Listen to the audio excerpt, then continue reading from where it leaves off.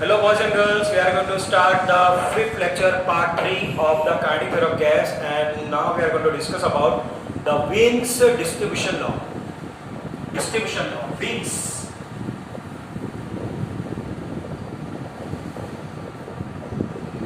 Distribution law. So distribution of what? Distribution of energy amongst the wavelength. Recall in mind 11 electromagnetic wave. Your energy distribution depends upon sun में से जो electromagnetic wave निकलता है, क्या सारी के सारी एनर्जी एक ही वेवलेंथ पे बैठ के चलती है क्या? You know your energy get distributed amongst the wavelength. सबसे छोटी वेवलेंथ पे कौन बैठ के चलता है? Higher energy, x ray, gamma, ultraviolet, और लोअर वेवलेंथ पे कौन बैठ के चलता है? बड़ी बड़ी जो वेवलेंथ होती है उस पे कौन बैठ के चलता है? माइक्रोवेव, रेडियो वेव, ये बैठ के चलते हैं. We know the range from 3000 angstrom to 7000 angstrom. इसमें आपका लाइट बैठ के चलेगा, इसमें कोई दूसरा बैठ के नहीं चलेगा. सो विंस ने हमको ब्लैक बॉडी रेडिएशन का कंसेप्ट बताया कि उसमें एनर्जी डिस्ट्रीब्यूशन कैसा होता है.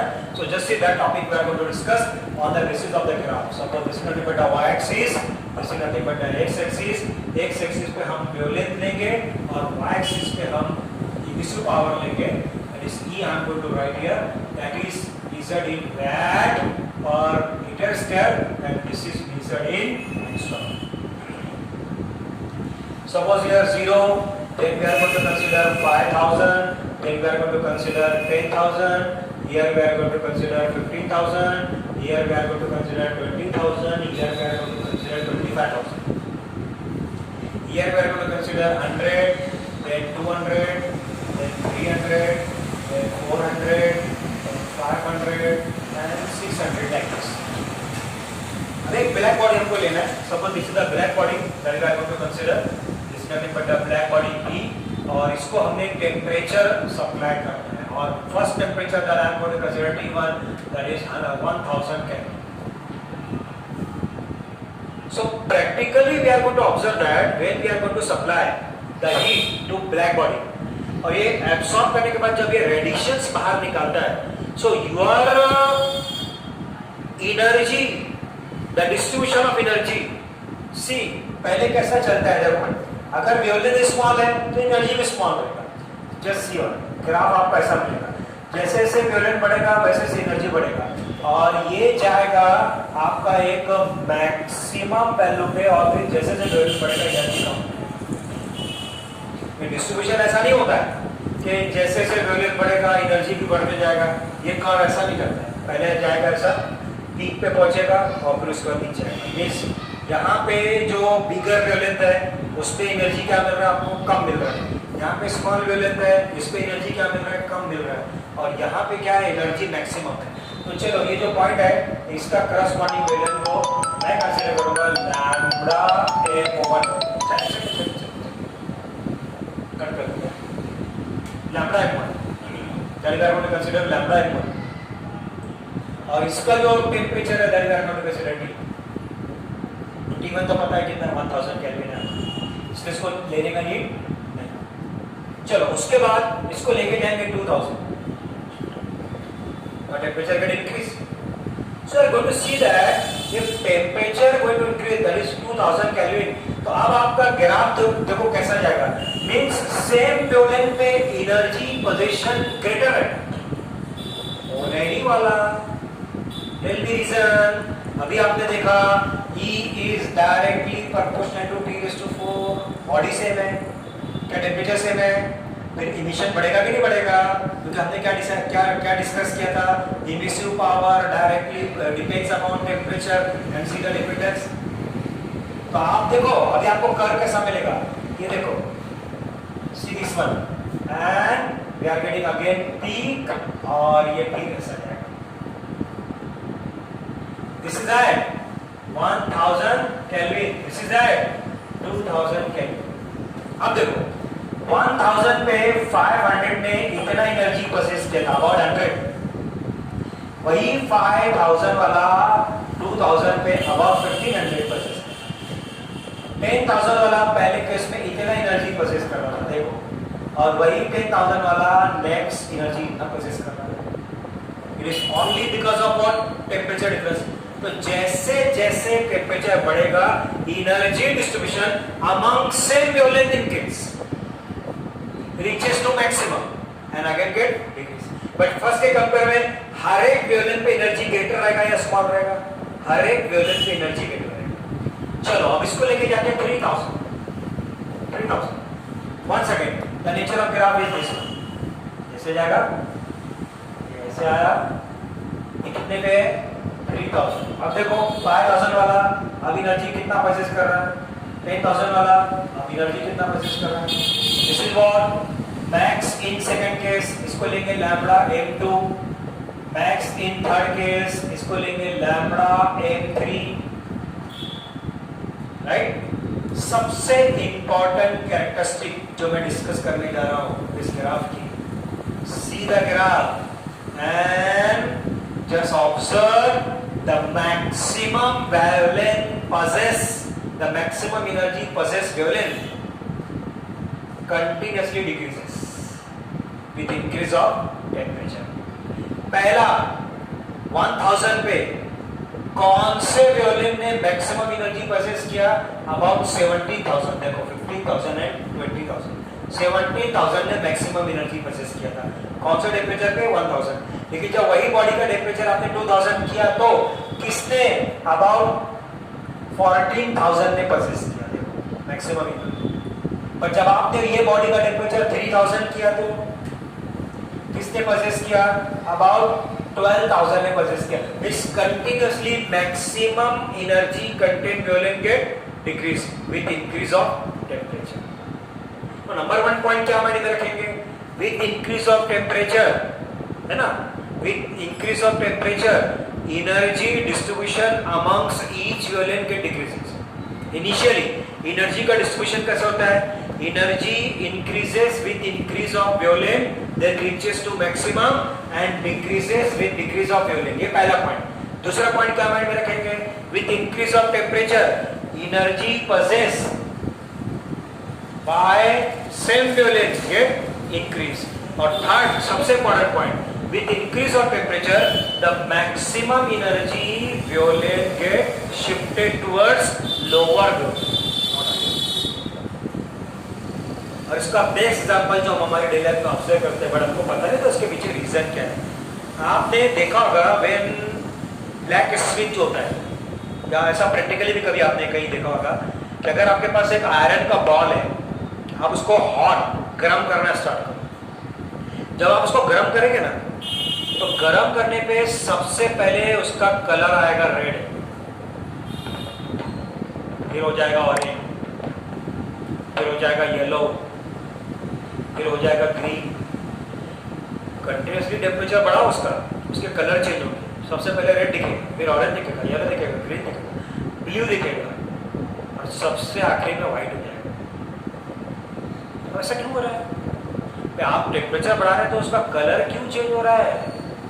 कलर तो चेंज होगा ना, क्योंकि अभी आपने क्या डिस्कस किया?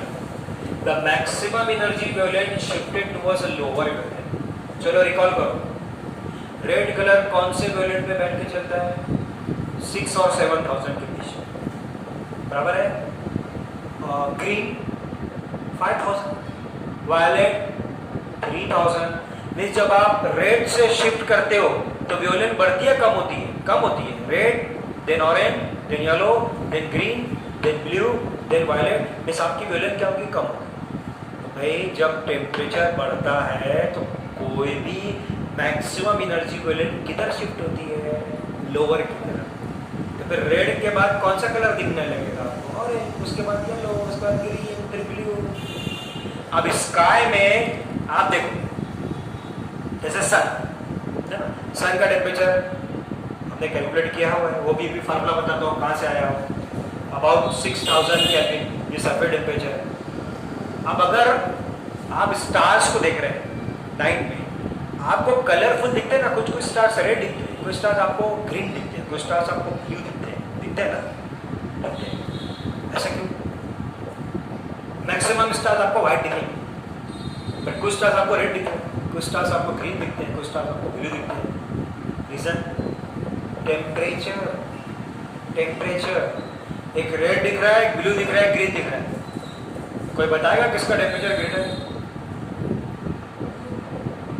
ब्लू वाले का ग्रेटर है, क्योंकि जितना ज्यादा टेम्परेचर आपकी वेवलेंथ शिफ्ट होती है किधर? Lower wavelength.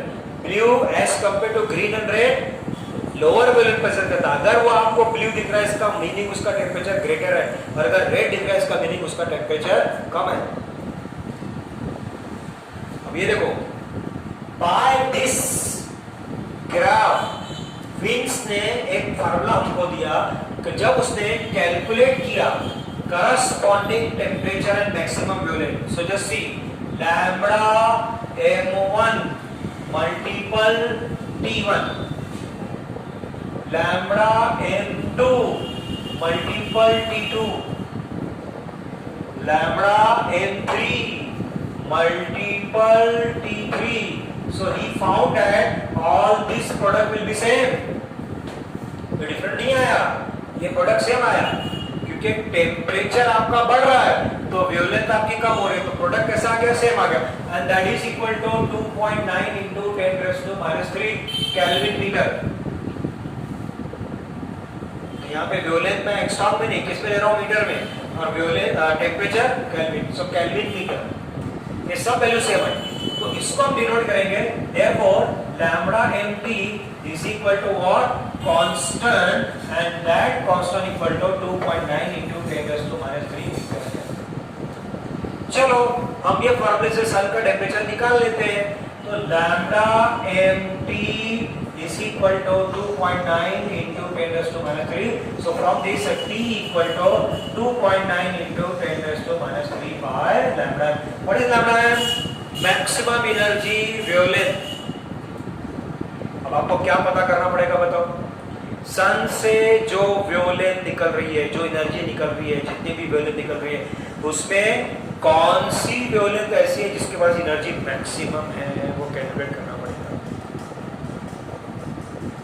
तो हमने उसको रिसीव किया, सारे एनर्जी को हमने रिसीव किया ऑन द अर्थ, और हमने ये देखा the green colour wavelength having maximum energy among all the wavelength. तो हम जब कोई कलर को देखते हैं ना, तो अभी मैं पूछूं कि चलो बताओ कौन सा कलर सबसे ज्यादा सेंसिटिव है आपके आईज के लिए, तो हम रेड बोलेंगे, क्योंकि बहुत दूर से दिखता है ना, तो सभी बच्चे रेड बोलेंगे। But red is not sensitive, क्योंकि रेड से ज्यादा एनर्जी कौन पोसेस कर रहा है? Green. So green is most sensitive to our eye, red नहीं।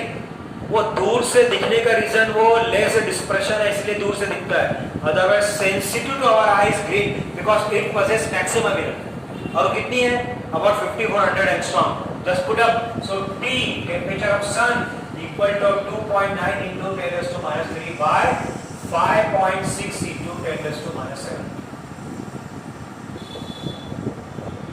तो इसको अगर सॉल्व करेंगे तो 2.9 को थोड़ी देर के लिए 30 कंसीडर करो, इसको 5 कंसीडर करो, 6 आ रहा है, 6 30/5 30/5। थोड़ी देर के लिए 30 कंसीडर करो, इसको थोड़ी देर के लिए आप 5 कंसीडर करो, तो 30/5 नियरली 6, तो नियरली 6000 एक्स्ट्रा मिनट की value this value. So what the point? So using this formula we can calculate temperature. अगर आपको किसी भी स्टार से निकल के आने वाली वेवलेंथ पे मैक्सिमम एनर्जी का वेवलेंथ अगर आपको पता है ना, तो आप यहाँ बैठे बैठे उसका टेम्परेचर कैलकुलेट कर सकते हो। कोई भी स्टार का, कोई भी बॉडी का, प्लाज्मा में से भी जो लाइट्स निकलती है, अगर उसमें मैक्सिमम एनर्जी वेवलेंथ आपको मालूम पड़ गई तो आप कैलकुलेट कर सकते हो उसका temperature. This is not exact temperature, it is near by temperature. क्या कुछ वेवलेंथ मिसिंग भी होती है ना, कुछ जो वेवलेंथ मिसिंग है, अगर उसके पास मैक्सिमम एनर्जी, तो हम एकदम परफेक्ट नहीं बोल सकते कि ये परफेक्ट कैलकुलेशन है। परफेक्ट कैलकुलेशन के लिए दूसरे प्रोसेस है, दूसरे फार्मूले है, लेकिन इससे नियर बाय हम फाइंड आउट कर सकते हैं। So it is clear about this one. So this is the last topic of your cardiac theory of gas and radiation.